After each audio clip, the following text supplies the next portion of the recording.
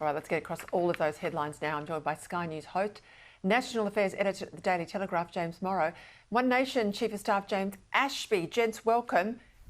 I guess we shouldn't be surprised here, James Morrow. He couldn't carve out some sort of exemption here for Australia because the PM talked tough, but forced to admit today he couldn't get a call returned from the White House. I made the point, I know exactly how you book those calls, and not to get one returned, things are pretty crook.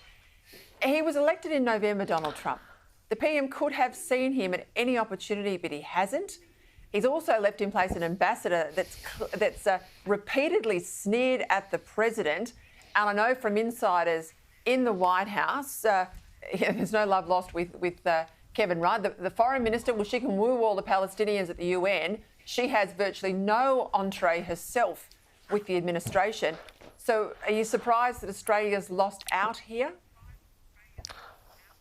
Well, no, Peter, I'm really not. And I'm glad that you played that clip of the Prime Minister back before when he was criticizing Scott Morrison because, hey, you know, it looks like Anthony Albanese has finally discovered that Prime Ministering, it's hard. It's a hard thing to do, and it's not as easy as just going out and making glib statements like that.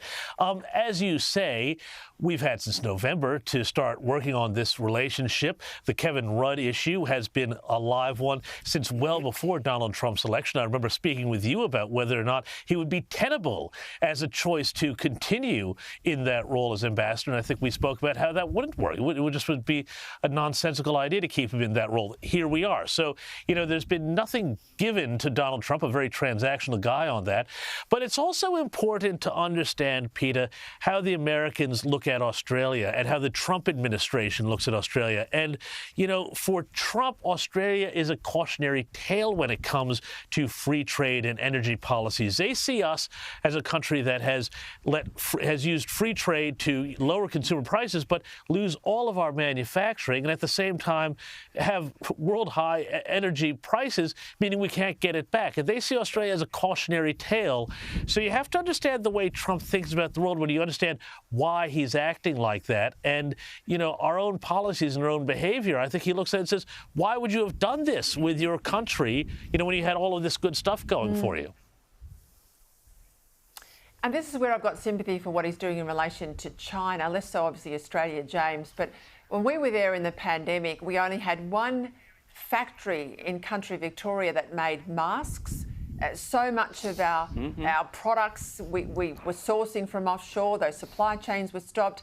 It was only about a year ago we had issues with saline for hospitals. We had one manufacturer only here. We had to import all this saline, which is just salty water, for God's sake. But he is trying to avoid where we were in the pandemic and still are if something was to happen, where we are completely dependent on China. He doesn't want that to happen to the US, and he wants jobs and vibrant communities in that Rust Belt. Well, Australia has been on economic suicide watch for at least the last 10 years. That's why there's been such high immigration, because it's propped up GDP. Where we've lost the manufacturing to other countries, we've had to make up that cash somewhere. And immigration on both watches. The Coalition brought in over 3.2 million in the 9 years they were in government, and now Labor have put that on steroids again. We've signed ridiculous agreements.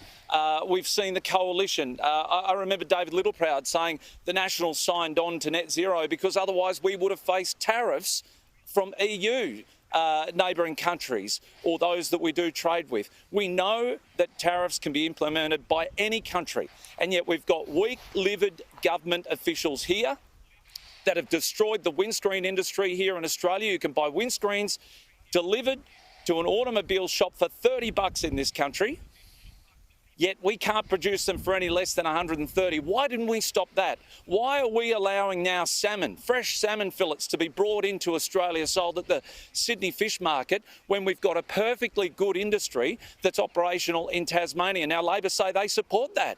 The Greens don't.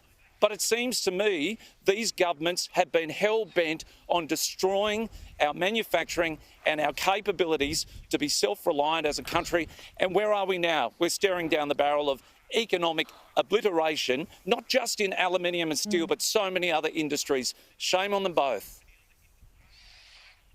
I might add that the last manufacturer in Australia of architectural glass, it went under in Melbourne just the other month.